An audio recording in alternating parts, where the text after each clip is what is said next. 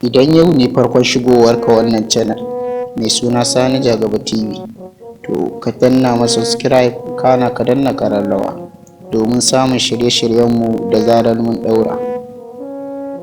A yau ne muka samu labarin wata yarinya 'yar shekara 4 da ta samu ciki. Yarinyar 'yar asalin ƙasar Australia.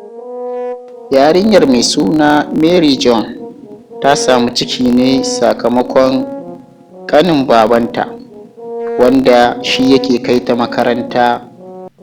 Mahaifiyarta mai suna Uchenya ta bayar da labari yadda abin ya faru.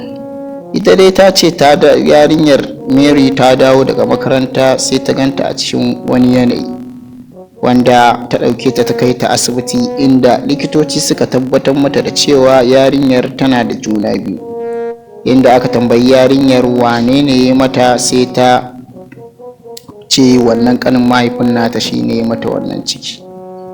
To Allah ya kyauta. Kuma mun samu labarin Ciriya 'yar ƙasar Koriya wacce ta haifi 'ya'ya ɗaya har guda 10.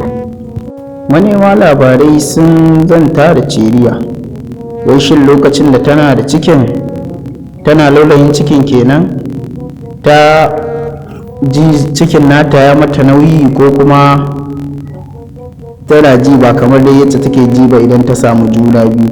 Ta ce ita gaskiya ba wani nauyi da ta ji a cikin nan, a faɗin ta ma wai ba cikin da bata ji nauyin shi ba irin cikin waɗannan yara har guda 10. Ƙarshen labaran namu na yau kenan.